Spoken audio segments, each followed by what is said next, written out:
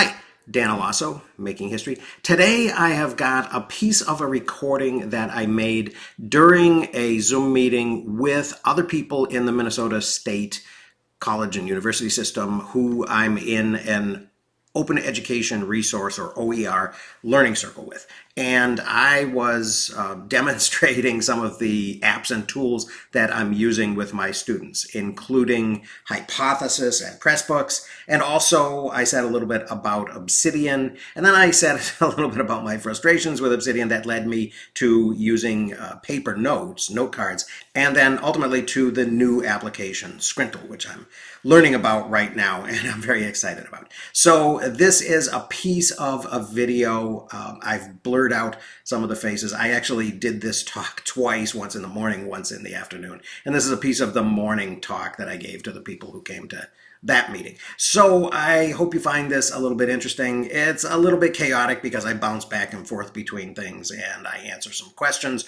along the way, but I think that you will see that there are some interesting applications for education with all of these tools, and especially with Scrintal. Okay, good. So the first thing, obviously, is I'm writing this this primary source Pressbooks thing, and I've got little chapters for each of my 15 weeks, and in the chapters generally, and so where are we at? We're kind of well into it now, right? So for example, for this chapter on Jacksonian democracy, right, I have some text that I, basically a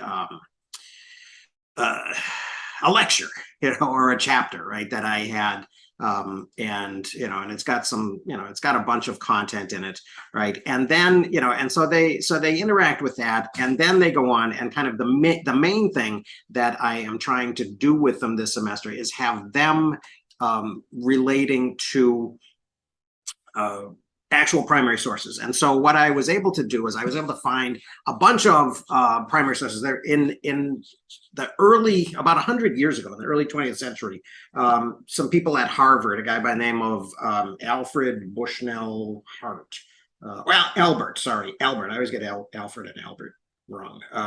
Wrote a 5-volume set of primary sources, and he was one of the first American historians that was actually trained in Germany by, in this new kind of professional history that they began doing at about that time. So he was very into primary sources, and so what I'm trying to do is I'm trying to get my students to sort of have this experience. I'm also trying to get them to learn how to sort of make notes and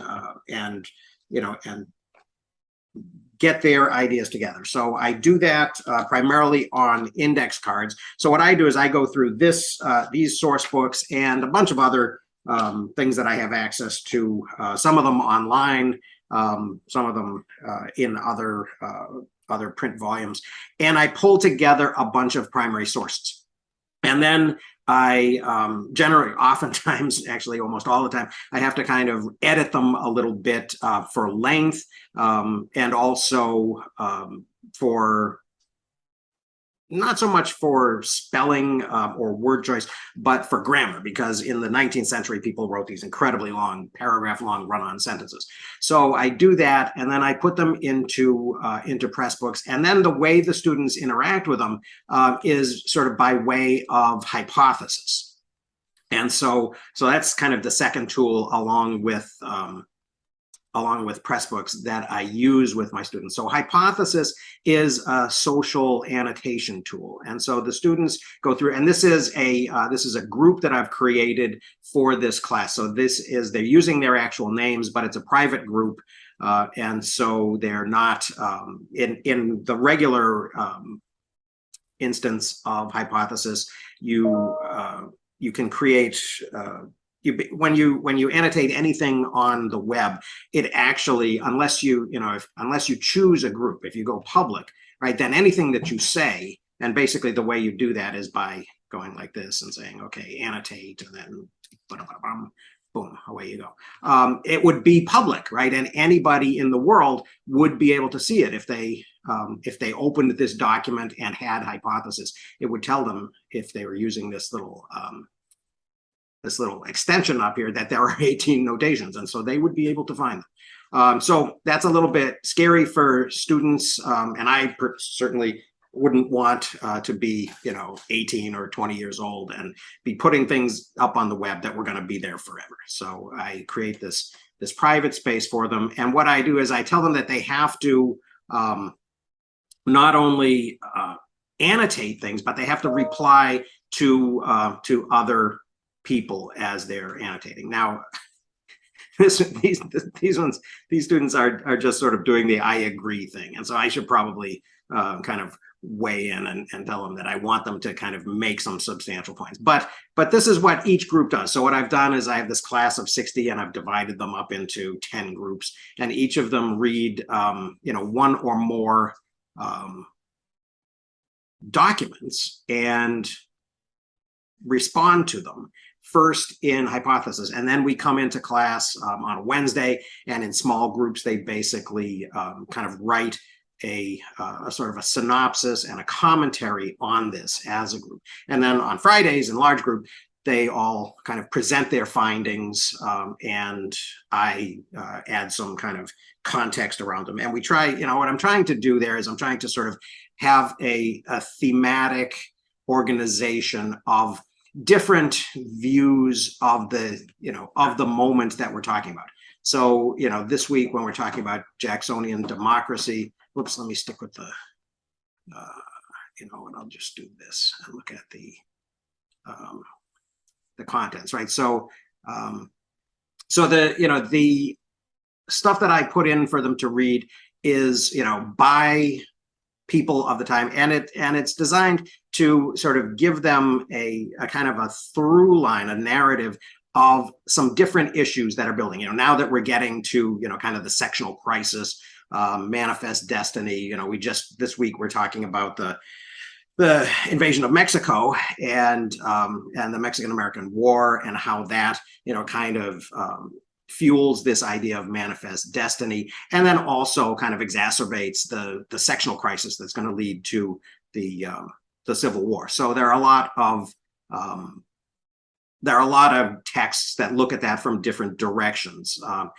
Previously, last week when we were talking about Jacksonian democracy, right, we talked, there were some texts that talked about the removal of the Cherokee and the other so-called civilized tribes from West Georgia, and so there's kind of a through line throughout each of these chapters as well on sort of Native Americans and that. Now this is what this produces, of course, is kind of a long scroll, right? This is a ridiculously long document if you were to just print the whole thing or just look at the whole thing page by page, right? You could roll through this and it would take a long time.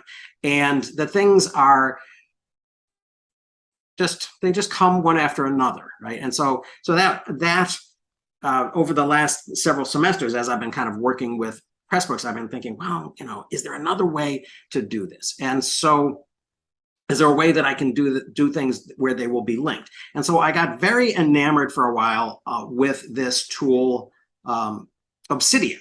And so what you're looking at here is a graph of my of all my information in this app called Obsidian, which is a note-making app, right? And so what it does is it creates notes and allows you to link the notes together, right? And follow links from place to place, and and it will show you what your things are linked to, and you can follow them, and you can create these things. And I particularly like, I've made it so that I can't see it. There I can get back to it. I particularly like this kind of graphical view, right, that shows how my things are connected, right?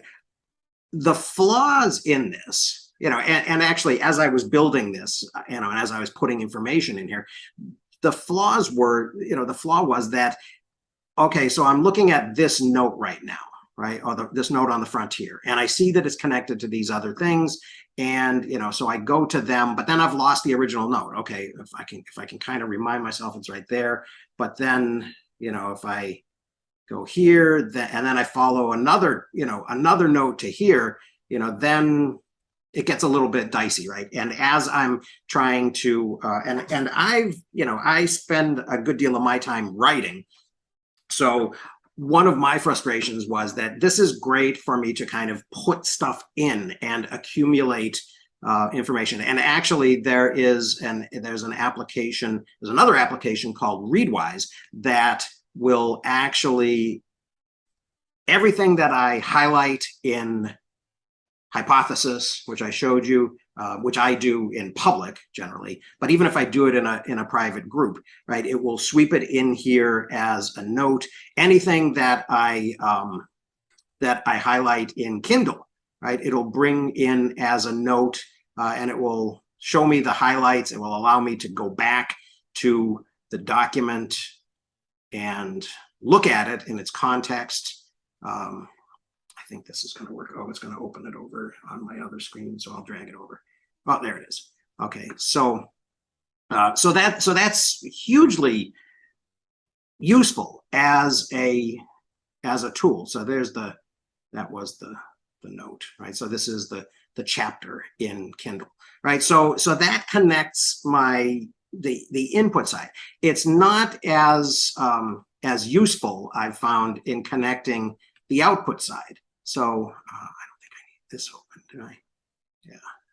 Oh, that was where my document was. Okay. So while that is very useful and very sort of automated and stuff, it also sort of creates this, because I've got a lot of highlights in this book, right? So and if I go back and I make new highlights, then then the next time Readwise connects, it sweeps them in as well. If I make notes about it, it actually puts them in. So that's super useful for getting stuff in, for basically, it funnels stuff into my inbox very well. But it's also kind of like a fire hose, right? So that is, what I did actually was I created an Obsidian vault for my course, and I had all of these chapters of the ebook that I used for Modern World History. I split them up, and and my hope was that the students would get to see how things were connected.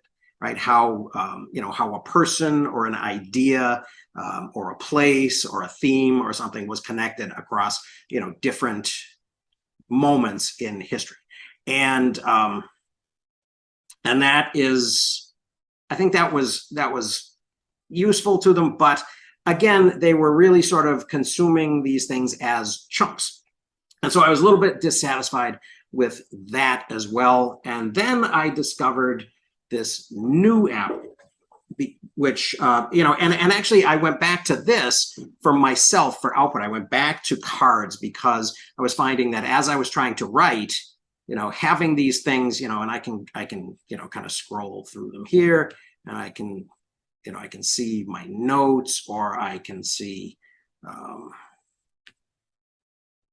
some things I have more notes than others. I can actually have, I can create output files. So these were my American environmental history, texts output, but it wasn't satisfying, or I was just dissatisfied. So what I found was this new tool called Scrintal, which is, and I didn't find it, they contacted me because I have a YouTube channel where I talk about note making and tools and apps and things like that. So they contacted me and they said, hey, and it's actually a small group of people, and I think most of them are grad students in Scandinavia. And the person who's really kind of the main designer, I think her name is Eke Koral, and she's from Turkey, but she's in a graduate program in Sweden or Norway. And so, and she designed this actually for her own use. And it is based kind of on the idea of note cards. And so what you do, what happens when you open, and this is a beta, so I'm playing around with it. So what happens when you use this is you get to create these cards. And the way you create a card is basically just by double clicking and you get a new card. And so I'll delete that because I don't want it there. And then you can connect the cards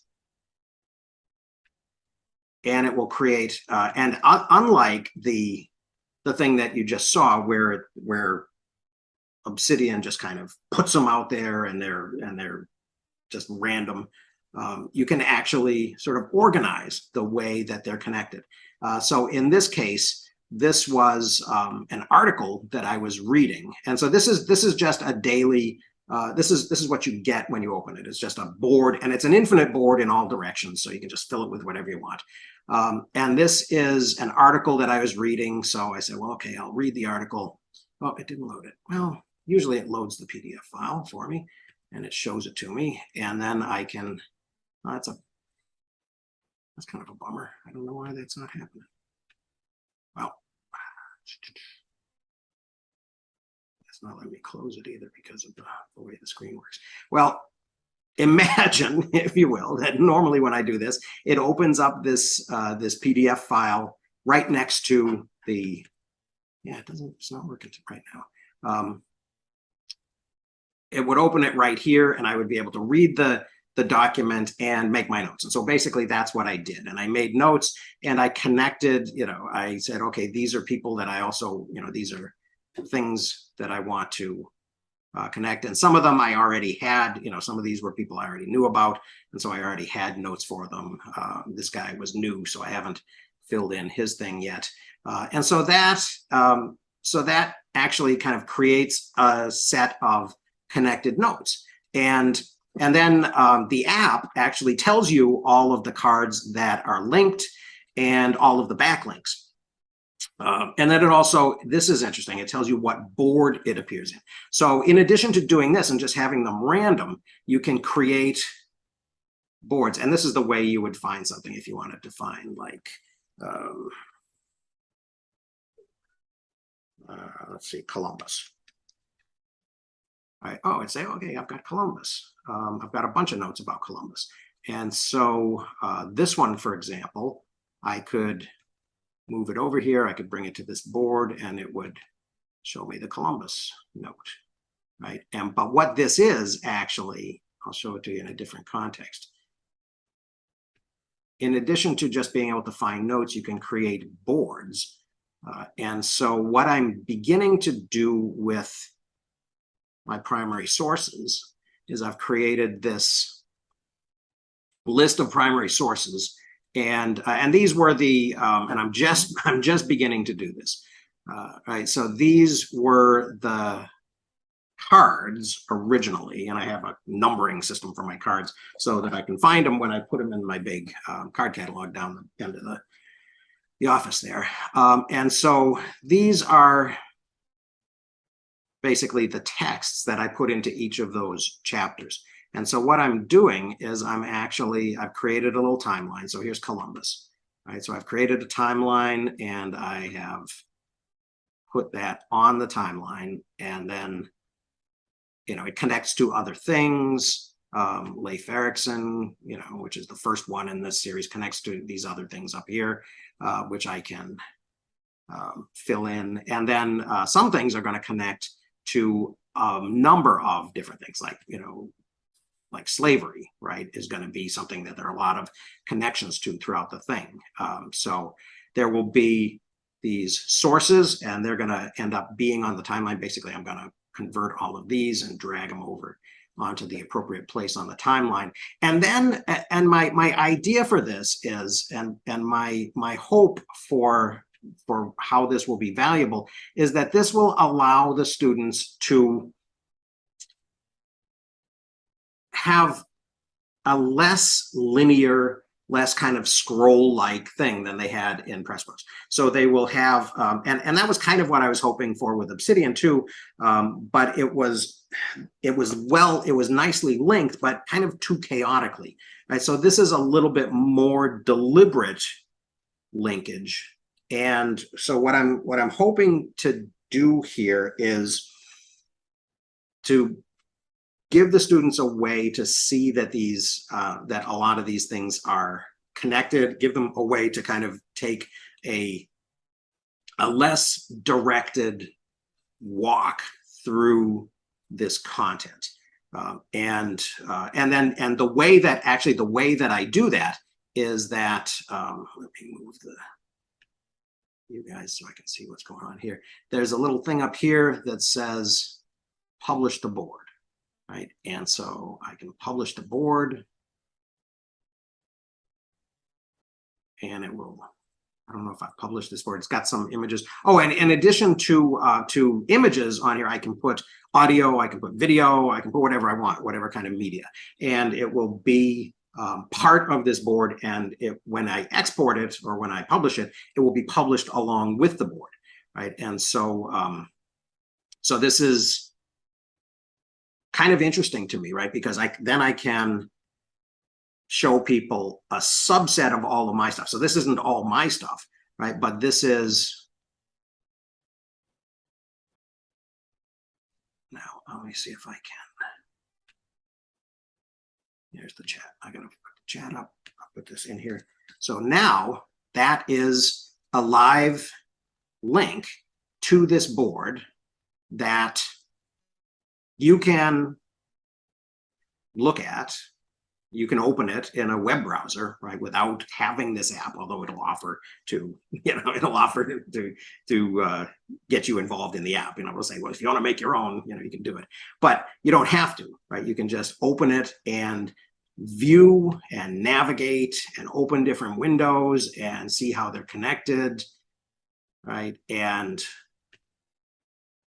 do whatever you want in this content without actually having editorial access, right? So this is the other thing that was going on with my Obsidian vault that I created for the students, was that I was hoping that they would sort of become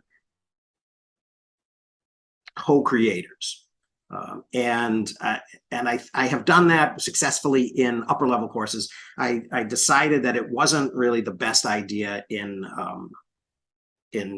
survey courses, in entry level courses, because the students aren't really that interested in participating in that way, and they don't necessarily have all of the skills and knowledge and experience that they need in order to participate in that way. So although that, and what that did was, what I had to do in order to enable that was I had to actually put the Obsidian file that we were working on in a Dropbox folder that I maintained and that I gave them sort of invitation access to. And that made things a little bit more complicated, right? And it did require that I had to back the thing up regularly, so that if anybody did anything that would blow it up, I could sort of go back to a safe copy and pick up at least from where we had left off the day before or something like that. In this case, all of the stuff that they're seeing will be locked down, so they can't, if they decided they wanted to delete Philip II, they couldn't, right? I could, but that, and then and then once the other nice thing about this thing is that once I move things around, once I change things, once I add things, I hit publish again, it publishes it again to the same URL, so that everybody who has it, next time they open it, they just see the updated thing. So I'm very excited about this. It's early days yet with this, but I think it's kind of I think it's a very powerful tool. I'm kind of excited. I'm actually excited to do a couple of other things. Another thing that I'm doing is, where's my Peppermint? Yeah, there's Peppermint Kings. So Peppermint Kings Karen, you're asking what this is. Peppermint Kings is the book that I wrote based on my dissertation, and it was published by the Yale University Press. This is it here. It was published in June of, and it's a history of the peppermint oil industry across the 19th century, beginning in Massachusetts and then hopping to upstate New York and then to southwestern Michigan, to Kalamazoo. And it follows kind of three families. And I had a lot of fun on that project. I was a little bit frustrated with the Yale book because it was produced in 2019 and it came out in June of 2020, sort of when they were just beginning to lock down, if you recall, for COVID. They had just locked down a month or two before. So they were all working remotely from home. They launched it, they put it on there, they started printing it, they put it on their list, but they stopped doing shows. They stopped going to conferences. They stopped promoting things at all. So it did, rather poorly. And especially in comparison with the actual dissertation, which is not as well written, really, but has gotten thousands and thousands of downloads from, I don't know, ResearchGate or whoever is hosting it. And I thought, well, I own the copyright to that. So, now that I've already sort of gotten credit for it towards tenure or whatever, I'm going to take it back and I'm going to release it as a press book. And I'm going to put back in all of the images that I had to take out for this because I have, hundreds of images.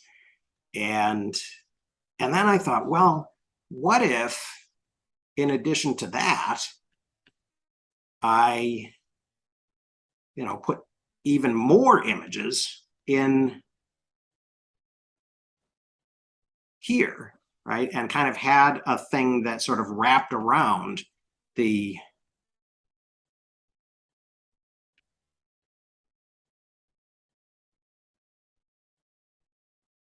text. And so I've been sort of playing with that. And right now you can see that, they're just sort of randomly placed with little connections between them. But I think that might be kind of a fun way of actually kind of putting this out in the world. So I'm kind of excited about this as something that I can use myself. I think it's a good way of organizing my thoughts and not losing them, because it functions kind of like the cards, right? In a way that Obsidian really didn't, where, in Obsidian, I've just got this huge random graph of dots of knowledge. Here, I've got cards that I can move around, right? And I can connect to other cards, and then people can kind of follow them and browse through them, but follow the links. And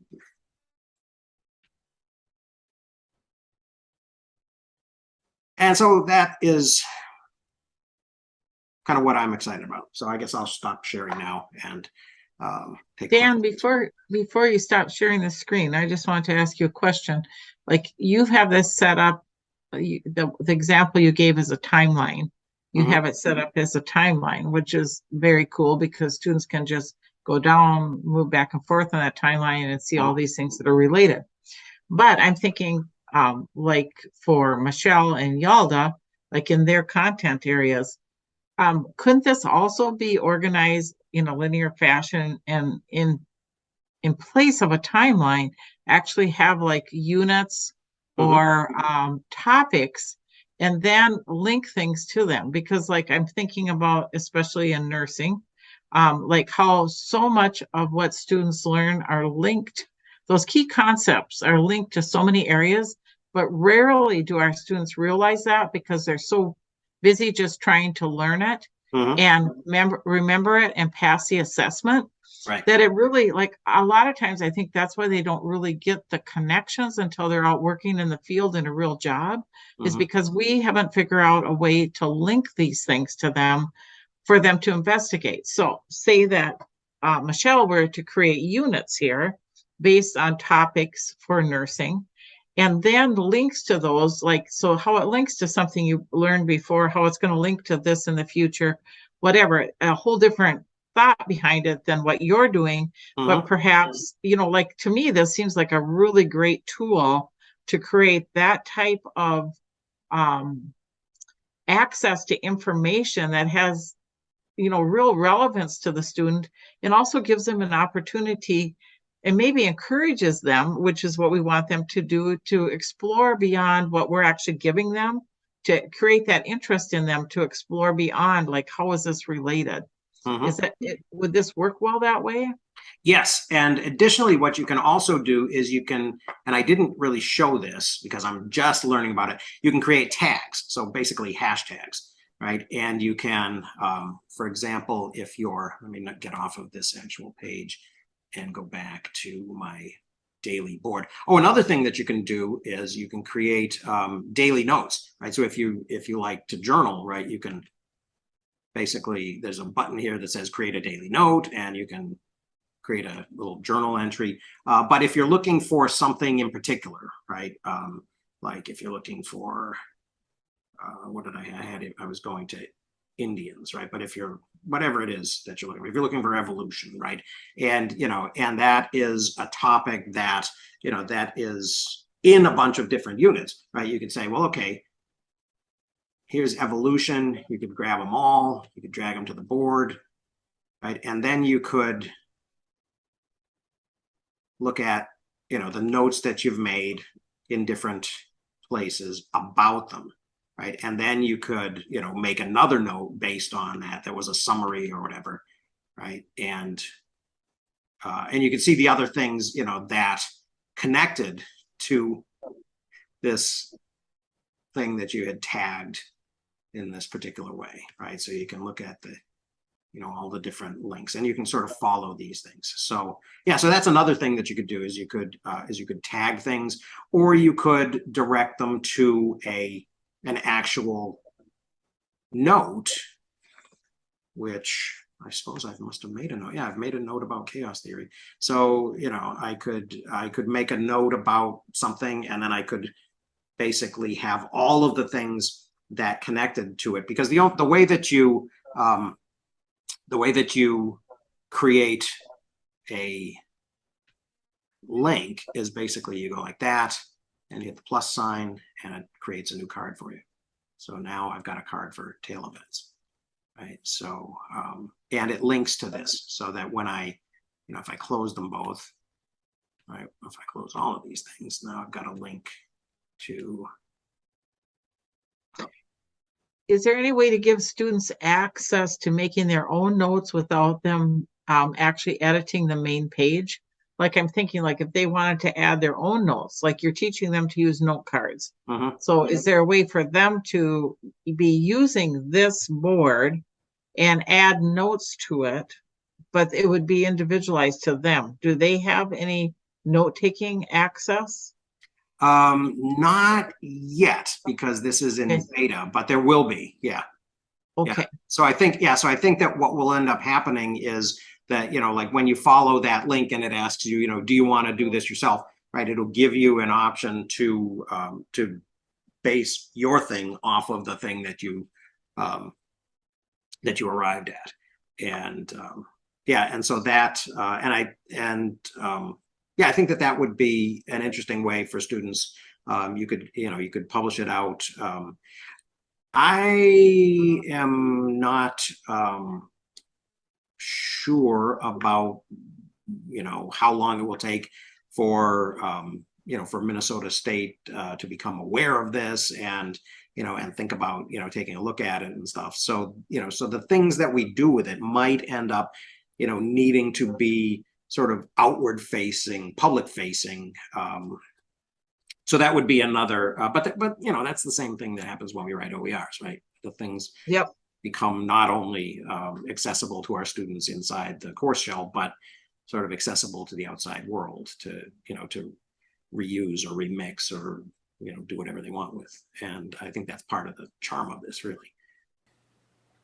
So I hope you found that a little bit interesting. One of the things that I should have said to Karen at the end there that I forgot about was that in addition to being able to publish a board out to a URL that the students can view using a web browser and play around with, you can also invite students to be co-editors, right? And they can be participants in actually creating and editing the material. I think they need to have the app, but I believe there's going to be a free version of the app for students. So that will probably be something that I will use once it's available, and I'll have students kind of co-creating knowledge and creating knowledge boards and note-making systems of their own, especially in upper-level courses where they're working on research projects and things like that. So I'm very excited about this application, Scrintal, of what I've seen so far. And I, as I've said, have just scratched the surface of it. And I'm still learning, and they're still developing. So I think there's a big future for this, and I am really looking forward to seeing where it goes. So I hope you found that a little bit interesting. Thank you very much for watching. I will see you again